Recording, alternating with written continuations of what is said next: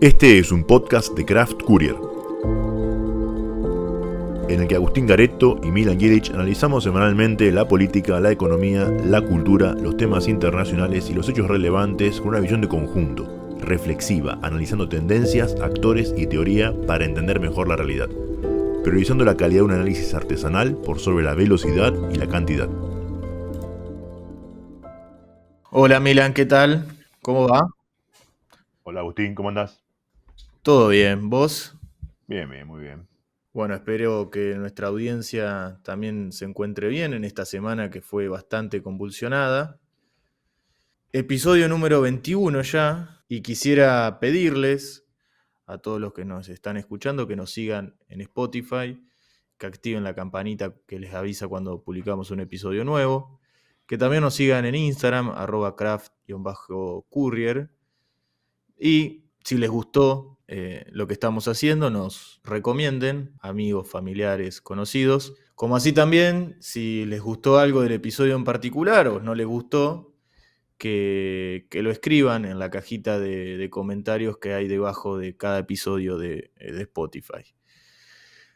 Bueno, comenzamos con este episodio y antes de analizar datos, hechos, es decir, intentar entender y poner sobre la mesa procesos que están sucediendo en el país, quiero mencionar algo y dedicarle apenas unos minutos. El gobierno actual, a comparación de su predecesor, logra manejar la agenda con un éxito increíble. ¿Qué significa manejar la agenda? Bueno, pues insertar temas en la opinión pública y que ésta dedique todos sus esfuerzos y atención a lo que el gobierno le interesa. Básicamente que quien domine la discusión política sea el gobierno en general y el presidente en particular.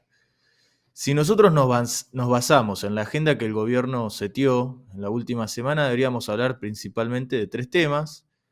El primero, la relación Pedro Sánchez, el mandatario español, con Javier Milei.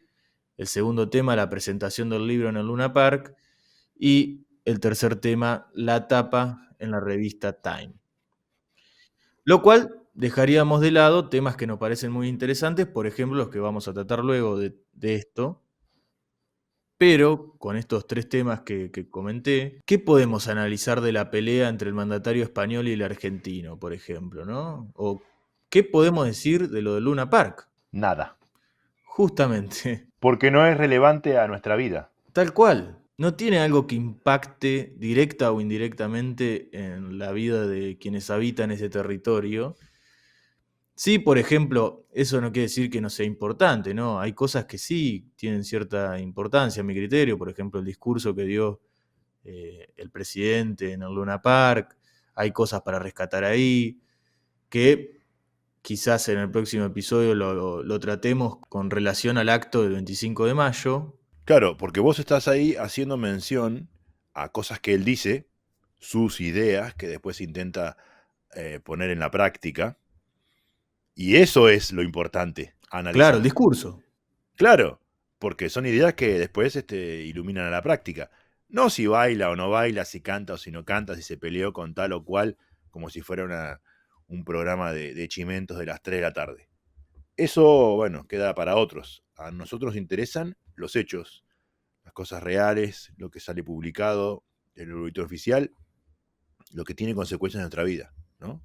Para hacer un análisis político de verdad, consistente. Claro, esas ideas de los discursos sí tienen relevancia, como dije, porque después impactan en las políticas. Y como vamos a ver en muchos de los temas que vamos a tratar hoy, muchas de estas cosas las venimos analizando de antes. Incluso yo diría que hace 2 o 3 meses anticipábamos algunas de las cosas de las que vamos a hablar hoy. Sí, no porque seamos profetas, sino justamente es por esto de, bueno, ver qué hay en la agenda y tratar de hilar fino, ¿no? Exacto, por tratar de ser minuciosos con los hechos, con las personas, las tendencias, y eso te permite no profetizar, pero más o menos ver hacia dónde va la cosa, ¿no? Tal cual.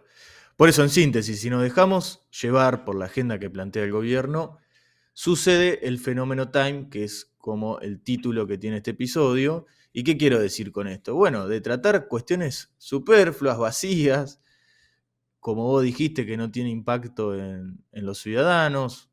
¿Y por qué la analogía con Time? Bueno, porque quedó como en la épica que el presidente ocupó la tapa de esta revista, pero se ve que nadie leyó el contenido del Claro. artículo. Por eso justamente este episodio se titula Time, el fenómeno del vacío, ¿no? Sin embargo, hay que reconocer esta capacidad que tiene el gobierno de manejar la agenda, porque obviamente tiene implicancias, ¿no? También, por ejemplo, Telam acá jugaba un rol muy interesante. Más allá de la supuesta ineficiencia de Telam, que seguro existía, el rol que ocupaba era como el viaje de la información, ¿no? Muchísimos medios, hasta los más prestigiosos, usaban como fuente de información a Telam, generándose una gran masa de noticias de todo el territorio argentino y de los más variados temas como economía, política, sociedad, etc. Hoy eso no existe, por lo tanto los medios están obligados a buscar otras fuentes u otras alternativas. Twitter, por Por ejemplo. ejemplo, Twitter. Y quizás por estas dos razones, Telam y la capacidad de setear agenda que tiene el gobierno nacional, podemos decir que los medios de proyección nacional con más relevancia llegaron tarde a lo que está sucediendo en Misiones, ¿no? Que fue uno de los grandes temas de la semana, sin ninguna duda. Y el problema de Misiones ya data de un poco más de esta semana, ¿no? Ya lleva bastantes días. Arrancó como un reclamo salarial de las fuerzas de seguridad de la provincia, con mucha adhesión por parte de los efectivos, primero de retirados, luego de activos, y con el transcurso de los días se le sumaron otros empleados provinciales, como maestros, trabajadores de la salud, empleados judiciales, familiares de todos estos sectores, otros autoconvocados. Y me parece relevante tratar este tema de Misiones en varias claves, ¿no? La principal, la poca capacidad de agencia que tienen los partidos, en teoría opositores al partido oficialista, que es el Partido de la Concordia Social, siglas PCS, ¿no?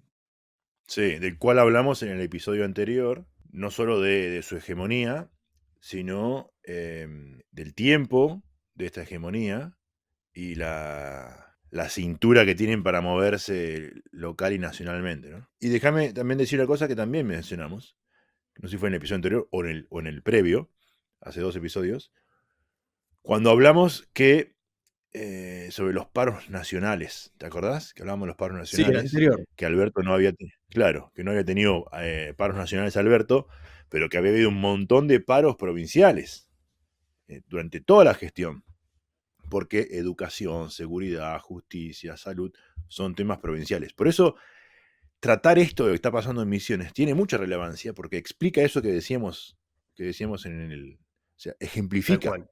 eso que decíamos en el episodio anterior, que puede haber o no haber paros nacionales, pero hay temas que se desarrollan en las provincias. Y hay que mirarlo porque después esa gente vota, esa gente comercia, no comercia, tiene problemas, surgen problemas que después se arrastran a nivel nacional, que tocan a otro que vive en otra provincia. Hay que verlos. Por eso es un tema muy interesante para desarrollar. Sí, porque, y además saca conclusiones falsas que, no, esto no es una defensa del sindicalismo, pero esto de que el sindicalismo durmió la siesta, bueno, no es cierto, porque después se sacan conclusiones que no son reales o que carecen de cierta veracidad. Correcto. Volviendo con el tema de Misiones, el Partido de la Concordia y Social, el PCS, hay que entenderlo como una estructura que tiene como fin obtener, concentrar y reproducir el poder, ¿no? Podemos hacer, por más que tenga más o menos el mismo nombre, algo así como la concordancia de los 30. Sí, exacto. Este partido controla la mayoría de la Cámara de Representantes de Misiones, es unicameral, o sea, está la legislatura provincial, tiene casi todas las intendencias y a su vez una gran fuerza en los consejos deliberantes de cada municipio. No tiene una ideología clara, porque es un rejunte de cuadros de otros partidos políticos tradicionales, como el PJ y la UCR, esto lo habíamos mencionado en el episodio anterior. Sí, sí. Básicamente es peronismo. Pero es un peronismo con tanta hegemonía que cuando aparece alguno que no es peronista, entra. Lo incorpora, vamos a decirlo amablemente, para que nadie diga que decimos nada raro. Lo incorpora. Lo invita a sumarse. Y esto lo que da como resultado es que tiene como partido una gran capacidad de poder, ¿no? Las decisiones se toman dentro de él y no fuera, claramente. Esto hace que sea muy compacto y que los partidos que están fuera de su órbita queden con poquísima posibilidad de meter temas en agenda, básicamente de la capacidad de agencia. Sí. Por lo tanto, las demandas no pueden expresarse como se cabría esperar por medio de partidos opositores, sino que es lisa y llanamente por la ciudadanía. De hecho, este partido, ¿no?, nace en aquel momento en el cual Rovira, el fundador del partido y el que maneja todo, quería ir por la tercera reelección, había que modificar la constitución, y no fueron partidos políticos de la oposición los que se le opusieron en aquel momento, sino un obispo, Joaquín Piña. Justamente, entonces queda claro de que siempre las demandas u oposiciones en general salen de la sociedad civil, ¿no? Y no de los partidos políticos como se espera hoy, en la actualidad. O sea, retrocedimos 100 años, más o menos. Sí. Por ello, no es para nada raro que si uno ve las movilizaciones que ocurrieron ahora en Misiones, no se encuentre con banderas partidarias ni cierta organización típica de bases políticas, como suceden en otras demandas, ¿no? Uno siempre ve banderas o algo característico. O referentes o algo. Y bueno, esto no estaría sucediendo en Misiones justamente por esto. Hay otras claves para observar lo de Misiones, o sea, otros lentes.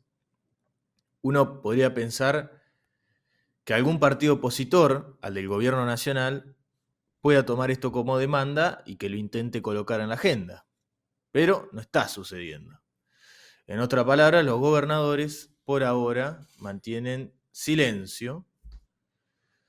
Claro, puede ser por cierto temor de que esto repercuta en sus provincias y que el descontento de los empleados estatales sea general y no regional como está siendo ahora, ¿no?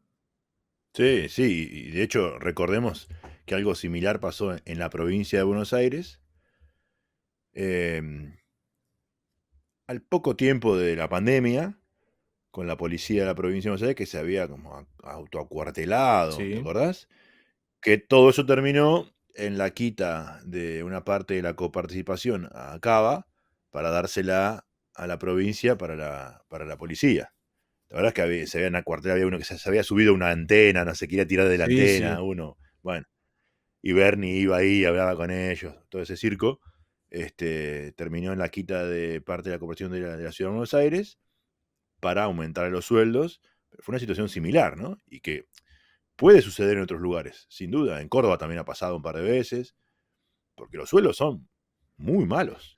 Y como veremos después más adelante, justamente el sector público de empleados ha caído. Pero bueno, esto lo vamos a hablar más adelante, pero tocando justamente este tema con el gobernador, y ya que mencionás a la provincia de Buenos Aires, hoy que, por ejemplo, Kicillof los podría poner totalmente en agenda este tema, ya que Sí. es el más intransigente de todos, o eso quiere mostrar, no lo está haciendo. Y claro. ¿Cómo era su agrupación? Tontos pero no tanto. Algo así, ¿no? Bueno, tiene miedo de que la chispa sea Misiones y que el fuego termine en su provincia. Nadie quiere manejar este problema. Por otro lado, el gobierno nacional tampoco se refiere tanto al tema de Misiones, que bueno, aclaremos que no tiene por qué hacerlo, porque como dijiste vos, es un problema provincial, pero sí lo llamativo es que siempre cuando aparece algo son los primeros en actuar y que ahora están, bueno, no tuiteamos nada, no ponemos nada, no hablamos nada, no quieren meter la pata como hicieron, por ejemplo, con las universidades, ¿no? Sí, sí, que si uno se remonta, no sé, 3 meses para atrás, capaz que hubiera sido lógico que dijeran, mirá, ves, no saben manejar la plata pública y no le pagan y todo un desastre, eso es porque son todos unos corruptos y no saben y gastan más de lo que tienen. Bueno, no lo dijeron. No. No lo dijeron. Y está Y bien, hay que ser precavido con las cosas, no hay que irse de boca. tal cual. Y además, al PCS, o sea, este partido provincial, lo necesitan como fuerza legislativa. Claro, ya lo dijimos la vez pasada, ellos son oficialistas a nivel nacional siempre. Se saben mover muy bien, son muy adaptativos. Esto en el contexto de un tratamiento de la ley bases en el Senado, del proyecto de ley bases y paquete fiscal en el Senado, ¿no? Sí, que repetimos lo mismo que dijimos también en el episodio anterior, empantanado completamente. Y además, nadie quiere en este vacío de poder levantar tanto la idea de un protoestallido social, ¿no? Y en relación con esto, el ministro de Interior, Guillermo Franco, dijo que espera que el problema lo resuelva la provincia con, eh, como siempre lo ha hecho, o algo así por Claro, el con estilo. sus recursos propios. Y en consonancia con esta idea de protoestallido social, muchos ven, en este caso de Misiones, ya sea intencionalmente o no, esta cuestión, ¿no? La idea es que lo de Misiones sea una especie de, entre muchas comillas, foquismo. Foquismo fue una idea que surgió de la Revolución Cubana, de que en cierto sector, bueno, si las condiciones no están dadas para que se haga la revolución, eh, te retires a un lugar del territorio y hagas la revolución desde ahí, que fue básicamente la Revolución Cubana en Sierra Maestra. Bueno, muchos ven una especie así de protoestallido que pueden hacer en un lugar concreto del territorio nacional. Y quiero cuestionar a esta hipótesis porque creo que se deja de lado la cuestión regional, que es lo que estamos hablando anteriormente, ¿no? Sí, Lo de Misiones hoy es un caso netamente provincial, aunque en todo el país los sueldos estatales perdieron contra la inflación. Por otra parte, las características del sistema político misionero, no quiero decir partido único, pero pegan el palo, no es algo que se ve reflejado en todas las provincias. a ese nivel no. Puede ser que en otras provincias surja como la misma demanda, surja de otra forma. Solo para contar una anécdota, hace muchos años en una ciudad de Misiones, conocí a unos políticos locales y me decían, acá ni se preocupan si no sacan la totalidad del Consejo Deliberante o de la legislatura. Sí, buscan sacar la mayoría y después los que quedaron por la oposición los integran enseguida, en 2 o 3 días. Y listo, a ese nivel. Y en esta cuestión, con lo del protoestallido social, es cierto que si uno busca en la literatura, puede hacer una cierta relación de vacío de poder igual estallido social.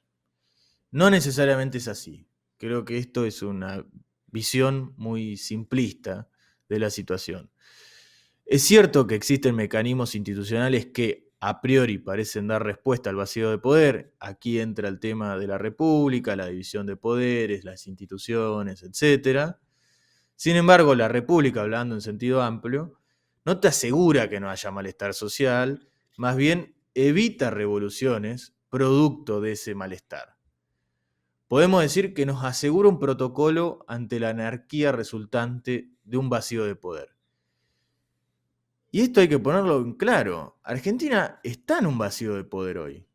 No desde que asumió Milei, eso hay que aclararlo, sino que desde hace mucho tiempo, en sentido estricto yo creo que lo está desde la saturación de la cuarentena. Y respecto a Milei, diría al revés, que él ganó y asumió producto del vacío de poder, de la licuación de la legitimidad de los cuadros políticos. Y resolver esa crisis claramente no es automática. Qué sé yo, cuando uno busca después antecedentes en la historia, eh, uno lo ve siempre con el diario del lunes, ¿no? Bueno, tal año ahí hubo vacío de poder, después se centralizó y dice, ah, mira qué fácil que es. Bueno, no, ahí en el medio pasó mucho lío y a veces Sí, sí, sangre. sí. Y déjame agregar que mucho de ese lío y todo eso, nosotros lo venimos comentando desde la temporada anterior. Ya este tema del vacío de poder, en varios episodios hemos puesto el tema en el centro del capítulo, del episodio. Y bueno, era una lectura que hacíamos en entonces y que continúa, claramente. Sí, sí, y que aún con la mejor de las intenciones sabíamos que no iba a suceder el 11 de diciembre ni el primer semestre del No, 2024. porque son tendencias de largo plazo, Justamente. que involucran un montón de aspectos. Incluso hasta si al gobierno le va bien económicamente o saca leyes o lo que sea, el vacío de poder está en la sociedad, ¿no? Creo que también lo hemos mencionado muchas veces. El que va en motito en el conurbano, que cruza los semáforos en rojo, no le importa nada. Hay también un vacío de poder de las instituciones, Sí, ¿no? O de, no sé, el caso extremo, el narcotráfico, no te digo que en cada esquina, pero sí en cada barrio. Hacen lo que quieren, ¿no? Bueno, eso es vacío de poder, claramente. por eso, ante escenario de vacío de poder, por ejemplo, en el caso del narcotráfico, crece y crece a niveles espectaculares o extraordinarios, mejor dicho, ¿no? Sí, realmente. Justamente con lo que tocaste esto, el tema de la ley, que el gobierno no pueda sacar un proyecto de ley en su primer semestre es un indicador por lo menos de que la situación política en Argentina no es fácil. Tampoco quiero decir que sacar una ley sea una condición necesaria y suficiente para superar una crisis política, porque la gestión de Alberto Fernández sacaba leyes y la licuación de legitimidad no cesaba. Sí. Claro, lo que tiene el gobierno actual es algo fantástico que lo mencionamos, es la capacidad de controlar la agenda. Y creo que el escenario sería muy distinto si no lo pudiese hacer. Me parece que hoy, si el gobierno no lograría controlar la agenda, estaríamos ante una anarquía bastante jodida. Sí, pero déjame hacer un punto ahí y es que es verdad, son muy buenos manejando la agenda, seteando los temas, manteniéndolos. La única vez que no lo pudieron hacer fue con la marcha universitaria, que lo hablamos en el episodio con Tito, que ahí fue su derrota, digamos, su primera derrota en la opinión pública, pero que no pueda sacar a ley, ninguna ley, eh, es muy, muy preocupante y muy negativo. Imagínate si a ese manejo de agenda le hubieran agregado algunos pequeños éxitos legislativos. Pequeños, no te estoy diciendo la primera ley de bases, que ahí radica el problema, ¿no? Todo es grandilocuente, gigante, lo mejor de la historia, lo más grande del mundo, ¿no? Bueno, y no tienen ley, ninguna. Ni buena ni mala, ni muchas ni pocas. No tienen. Bueno, si a ese manejo de la agenda le agregaran un poco más de pericia legislativa y de lectura política, bueno, serían mucho más dominantes políticamente. Sí, eso estoy totalmente de acuerdo, pero bueno, no lo tienen. Y hay que hacer una aclaración acá, que en esto están yendo bastante al consenso. Por ejemplo, hasta ahora no hubo memes por parte de algún cuadro de La Libertad Avanza sobre senadores o algo por el estilo, pero vamos a ver hasta cuándo dura. Y es más, esto lo estamos grabando el viernes 24 de mayo y mañana está el pacto con la P entre paréntesis, el acto 25 de mayo, Me gustó eso. que bueno, fue la fecha de vencimiento que puso el gobierno nacional en la asamblea, en la apertura de las asambleas legislativas. Y bueno, no lo consiguió. Entonces vamos a ver mañana qué sucede, ¿no? Hasta ahora parece que nada. O sea, van a seguir apuntando el consenso.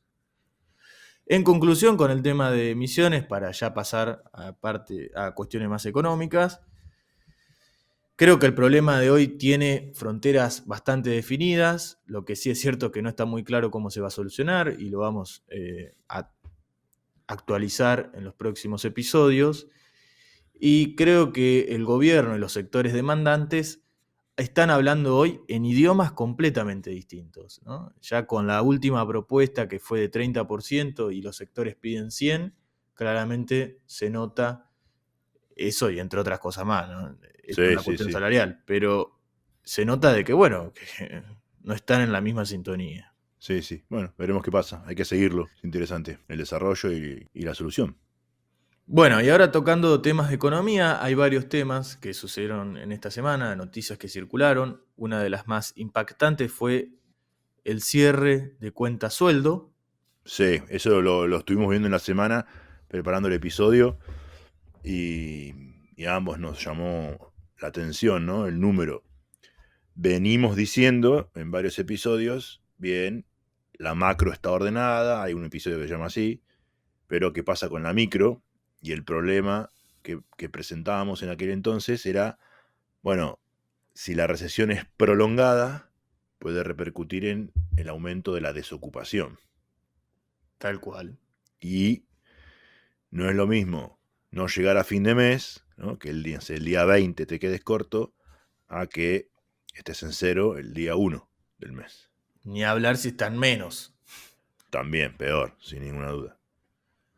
Y bueno, se cerraron aproximadamente 275.000 cuentas en el primer trimestre del año, comparado a diciembre. Es un número bastante grande. El número es enorme si tenemos en cuenta la cantidad de trabajo formal que hay en Argentina, ¿no? Tanto público como privado. Privado tengo el número bien claro, son 6 millones y algo, que está estable hace más de una década, que no se mueve a pesar de que crece la población. El estatal no lo recuerdo. Pero 275.000 comparado con eso, por más que dentro de ese número de 275.000 haya público, privado y demás, es un montón. Es altísimo el número. Sí, es muy alto. Es cierto que hay cierta estacionalidad, indican las fuentes, diciendo de que, bueno, diciembre se terminan los contratos, por ejemplo, de estatales, pero siempre se ve que hay una recuperación en febrero y marzo, ¿no? Y esta recuperación en este primer cuatrimestre del año no surgió. Según un gráfico que lo tenemos acá, hay algo que me llamó muchísimo la atención, que es, por ejemplo, el tema de los privados informales, que se disparó a partir del tercer trimestre del año, ¿no? A partir de más o menos fines de septiembre, principios de octubre, Sí. a un nivel bastante alto, ¿no? De 100 a 106, te mando base del primer trimestre del 2023, base 100. Ujú. Y me llamó muchísimo la atención cómo se disparó la informalidad, ¿no? En el sector privado. Tema que, bueno, indica un poco de las leyes laborales que hay en Argentina. Sí, claramente. El sector privado formal, que es este 6 millones, hasta ahora está bajando levemente, pero nada que ver a comparación con los estatales, que bajó rotundamente, ¿no? Que bueno, Ujú. uno dice, bueno, es la limpieza de ñoquis, Sí, diría alguien. Sí, bueno, es la limpieza de ñoquis, no todos son ñoquis, está más que claro. Y esos que no son ñoquis tienen que vivir de algo, ¿no? sí, bajó al 96,4%, Y, tomando como base 100 el primer trimestre de 2023. y esa caída es espectacular. Sí. La consultora Equilibra, que fue una de las que has hecho este análisis, dice que más o menos la pérdida de puestos de trabajo es muy similar a la de la pandemia. Y es algo que lo vamos a tocar en otro dato de economía que vamos a dar más adelante, ¿no? Estamos en una situación semejante a la pandemia, sin cuarentena, sin COVID. Pero con una recesión Brutal. impresionante, que son los temas que vamos a tocar ahora, inmediatamente después. Antes, una buena noticia para el gobierno, para que no digan que somos soviéticos, o que nos financia la revista Time, si es que leyeron el artículo. Es sabido que el gobierno nacional tiene una deuda monstruosa con empresas generadoras de energía, no culpa del gobierno actual, sino también viene de deudas pasadas, pero que se acentuó con el superávit fiscal del gobierno, porque Camesa no le pagó a la generadora de energía. Y desde el Ministerio de Economía le habían propuesto a las empresas subsanar la deuda con bonos en dólares a cobrar en el 2038. Para que después no digan que Toto no es un especialista trader y que es un gran economista macro. Bueno, acá su expertise, bonos. Todo lo resuelve con bonos. Todo lo resuelve con bonos.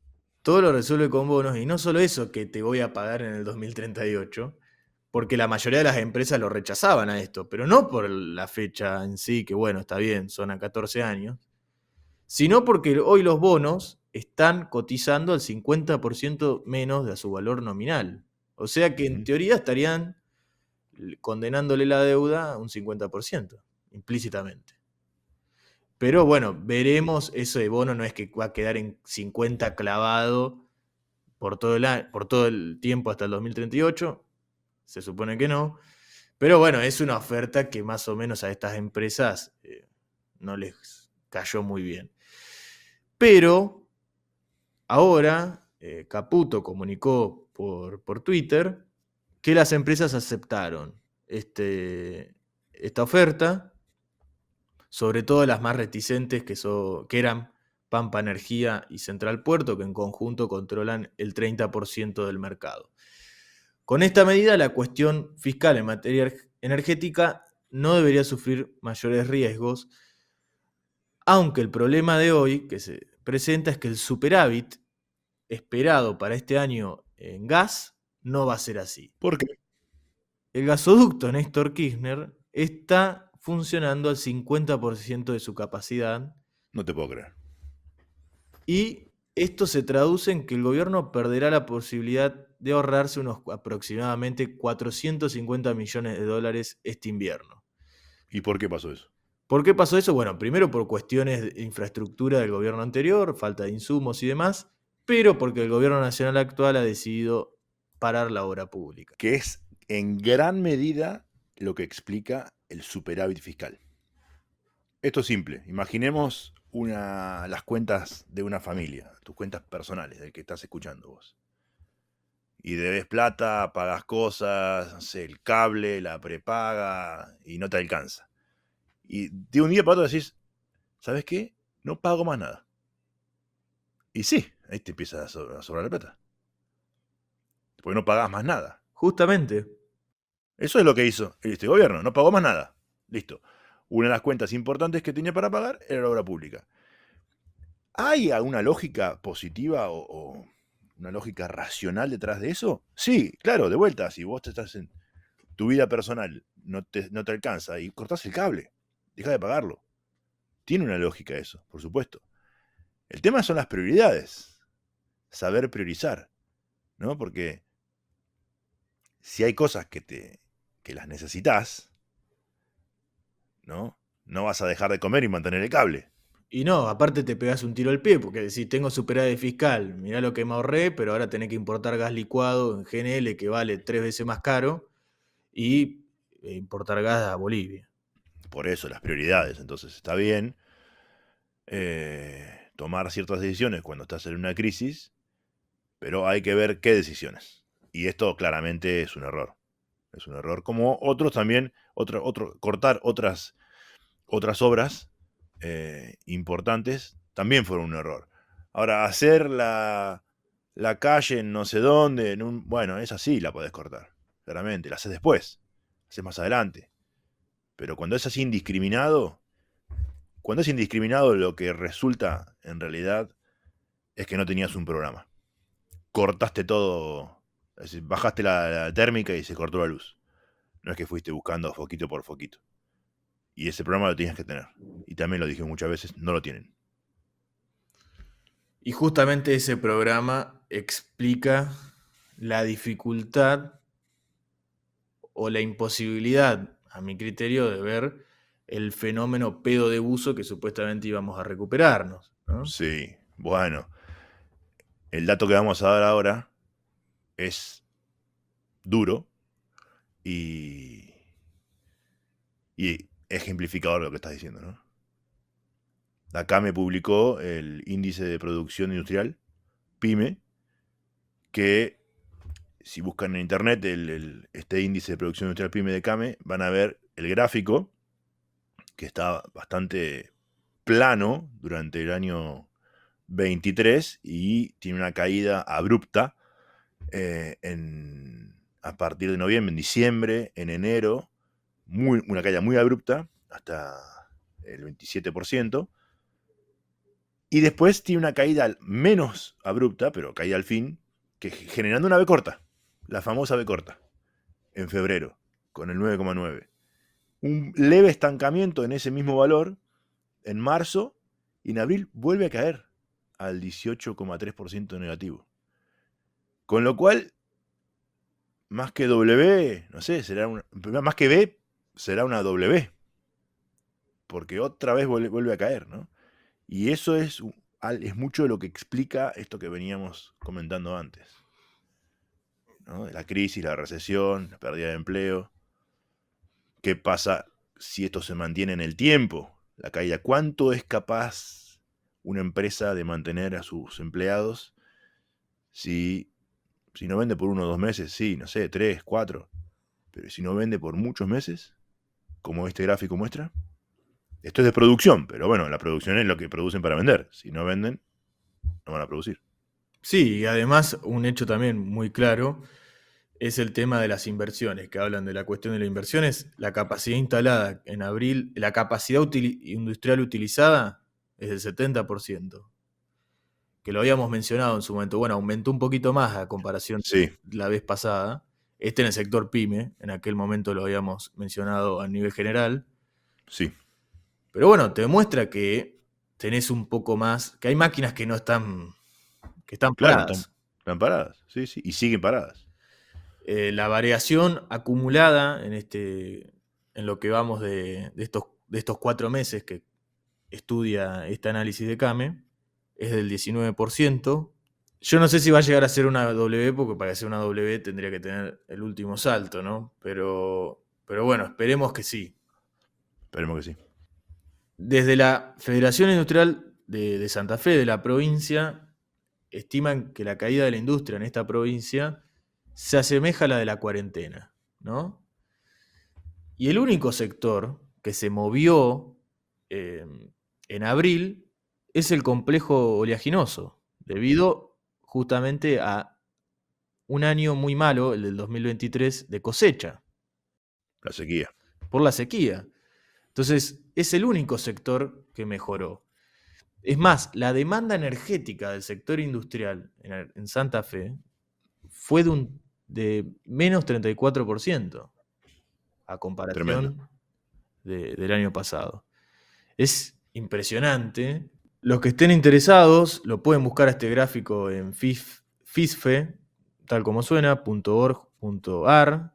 En la sección de descargas está el archivo y muestra muy detalladamente todo. Y después, bueno, hay un panorama, un gráfico que te muestra desde enero del 18 a la fecha.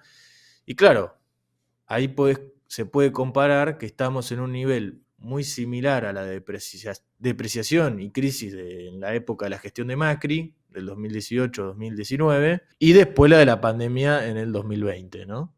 Sí, el gráfico, la verdad que el actual, lo que estamos viviendo ahora, parece una suma de esas dos crisis, ¿no? Del 2018 y la del COVID, ¿no? Porque la del 18 tuvo una caída constante y el COVID tuvo caídas con picos. Y esto es, lo que vimos ahora es caída constante con picos encima.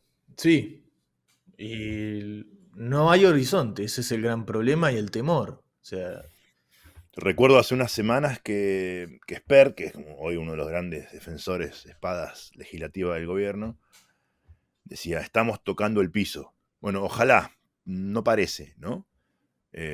Digo ojalá porque siempre hemos dicho que si todo mejora, vivimos todo mejor, estamos todos en este barco. Pero bueno, no parece que se esté encontrando el piso de la caída. Y eso es preocupante. que justamente fue la pregunta que nos habíamos hecho en una de las publicaciones en Instagram, respecto a las ventas minoristas. Bueno, tocamos el piso, bueno, Sí. veremos qué se publica en el próximo informe sobre ventas minoristas, si han bajado o no. Ujú. Y como último dato económico, estos días tenemos la suba del dólar blue, del dólar paralelo.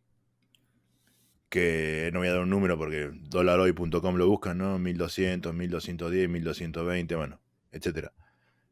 No cambia mucho el número, pero sí el aumento, ¿no? Un aumento importante en el medio de una discusión, un debate público que estaba dando el gobierno, intentando dar el gobierno, de que no había trazo cambiario.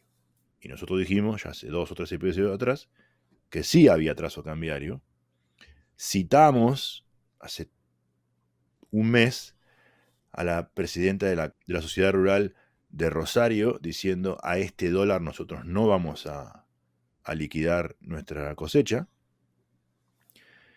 Y también mencionábamos cómo hay productos que en Argentina cuestan muchísimo más que lo que cuestan el mismo producto, ni siquiera Europa, Estados Unidos, en los países limítrofes, ¿no? Bueno, eso siempre da la característica de que el dólar está atrasado. El gobierno decía que no. Ahí plantean algo interesante, como debate teórico, ¿no? Que el anclaje de la economía está en la base monetaria, en reducir la base monetaria para que se aprecie el peso. Y yo le doy un crédito a ese debate, ¿no? Bueno, démoslo, es interesante, es interesante. Y hasta me preguntaba: che, ¿por qué no sube el dólar blue? ¿Qué onda? Si las cosas suben y el dólar es una cosa más dentro del mercado, es un producto más, producto importante porque genera relatividad con respecto a otros, es un precio de referencia, pero no subía, es verdad. Bueno, ahora subió. Demostrando que era verdad que estaba atrasado. Vamos a ver si sigue subiendo más, si se mantiene ahí, si baja. Nunca bajó en la Argentina el dólar paralelo, en nuestra historia. Pero bueno, es algo llamativo que pasó en los últimos días y que valía la pena explicar un poco el contexto, para que se entienda un poco mejor cómo se subió el dólar y qué significa. ¿Por qué? Bueno, por todo esto. Sí, además, bueno, que quienes confiaban en las tasas, en los plazos fijos, hoy ya ante la gran baja que tuvieron las tasas de interés, y bueno, si vos tenías pesos que iba a poner plazo fijo, y creo que bueno, es más sensato producto de la inflación, antes que te lo coma la inflación, y bueno, ahorrar en dólares, ¿no? Y bueno, puede ser un factor por el cual haya subido, sí, puede ser. Pero también habla entonces de que no hubo una real apreciación del peso. Y tampoco la hay porque si bien baja la inflación, sigue habiendo productos que suben y si vos te quedás con los pesos en el bolsillo... A ver, hagamos el ejercicio. Que cada oyente haga el ejercicio. Se queda con 100.000 pesos en el bolsillo. ¿Se los queda en el bolsillo 2 o 3 meses o los gasta? Cada uno responda, ¿no? ¿Qué haría? Y ya está, con eso tienen un doctorado en economía. Y sí. Me acuerdo una vez en una charla que escuché al gran de Pablo, al profe de Pablo. Él decía: yo no me recibí de economista cuando me dieron el título. Me recibí mucho después, cuando tuve que asesorar a mi primer cliente y me dijo: ¿qué hago con la plata?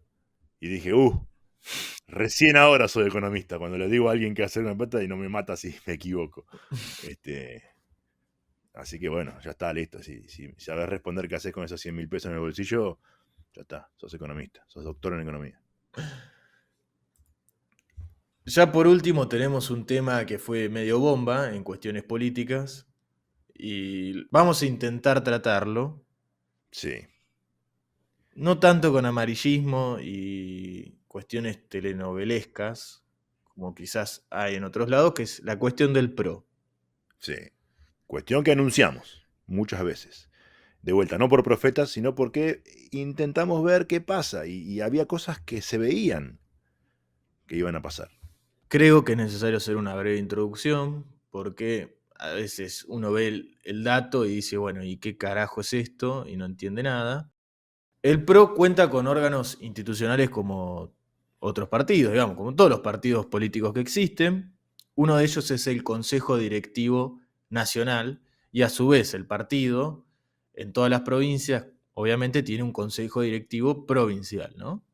Básicamente el Consejo Directivo, sea cual sea el ámbito, ya sea nacional o provincial, es quien dirige al partido, básicamente, ¿no? Es la cocina de todo accionar y dirección. Digamos que el Consejo Directivo Provincial de la provincia de Buenos Aires tiene un gran peso en lo que concierne al PRO, obviamente siempre dentro de la provincia, en campañas, alianzas, políticas de todo tipo, digamos, de lo que más se imaginen, ¿no? ¿Y qué sucedió hoy? Bueno, que justamente en el Consejo Directivo Provincial de la provincia de Buenos Aires, presidido por Daniela Reich, que es pareja del intendente de 3 de febrero, llamado Diego Valenzuela, digamos un soldado que responde, entre muchas comillas, a Patricia Bullrich y Javier Milei. ¿Y por qué muchas comillas? Bueno, porque en realidad Valenzuela responde a quien tenga que responder. Si nos acordamos del tratamiento que hicimos a las generales del año pasado, habíamos comentado el corte de boleta. En realidad contamos el corte de boleta de todo conurbano bonaerense, pero en el caso de 3 de febrero habíamos mencionado que Valenzuela sacó el 47% de los votos y que Patricia Bullrich, que era quien estaba en la boleta única, con él, sacó el 27% de los votos en 3 de febrero. Es un corte fenomenal, entonces no sabemos, al final responde medio raro, hoy es el más libertario de todos. Pero bueno, son cuestiones de él, ¿no? Es que le dio libertad a sus votantes para que elijan a quien querían votar arriba. Sumamente liberal. Justamente este consejo directivo provincial de Buenos Aires, que tiene toda una estructura, obviamente, se cayó en su composición porque varios de sus miembros presentaron la renuncia, ¿no? Entre ellos Santilli, Los Penato, Martín Yesa, intendentes como Soledad Martínez de Vicente López, Guillermo Montenegro, General Pueyrredón, Javier Martínez de Pergamino, entre otros. Esto como consecuencia tiene la caída actual de la composición de este consejo, ¿no? Y el llamado inmediato a elecciones internas. El rumor hoy es que uno de esos candidatos a presidir el consejo va a ser Cristian Ritondo, ¿no? Más allá de los condimentos amarillistas y sensacionalistas, telenovelescos que tiene esta información, podemos decir que es una especie de aires nuevos a partir de la llegada de Mauricio Macri como presidente del PRO, ¿no? Nacional. La estrategia básicamente es delimitar qué es el PRO, que es una pregunta que, bueno, no me la hago todos los días, pero sí nos hacemos cada tanto con Milan. Sí, que creo que desde el día que arrancaron el partido nunca la supieron responder, ¿no? Che, hacemos un partido, sí, ¿y qué es? ¿Qué partido va a ser? Uno, hacemos uno y después vemos con qué lo llenamos. Y para colmo hoy quedó totalmente desdibujado en lo que es cuadros políticos, producto de la alianza con el gobierno nacional, mejor dicho, con la Libertad Avanza. Ojo, producto también del resultado electoral. Sí, obvio, ¿no? Hablamos muchas veces de la legitimidad, la falta de representación, etcétera, pero la elección demostró que había algunos dirigentes del PRO que la gente no los quiere. Punto. Sí. Y también desde el punto de vista ideológico / electoral, sin banderas, porque ¿Sí? las banderas se las acaparó todas la Libertad Avanza, ¿no? Entonces, bueno, creo que la estrategia de Macri y sus allegados es, bueno, delimitemos bien el PRO y evitar esto de la fusión, ¿no? Con la Libertad Avanza. Claro. Recuperar la identidad, que nunca supimos cuál era, pero bueno, una. Si es que la hubo, justamente. Y para cerrar, dejamos, como algunas veces hacemos, abierta la pregunta. ¿Qué pasará mañana en el acto de mayo por el día feriado? 25 de mayo, ¿habrá algún pacto? ¿Habrá alguna firma? ¿Alguna foto? ¿Comerán churros y tomarán chocolate caliente? ¿Pastelitos? ¿Dulce de leche? ¿Batata? ¿Membrillo? Veremos qué pasa. Dejamos abierto. Lo trataremos la semana que viene. Además con un condimento espectacular, que es el tema de la revolución, ¿no? Esta fecha va a ser especial, por eso lo vamos a analizar justamente el episodio que viene, en conjunto con el discurso que dio en el Luna Park Javier Milei. Así es, hasta la semana que viene. Gracias por escucharnos. Gracias, nos vemos la próxima semana.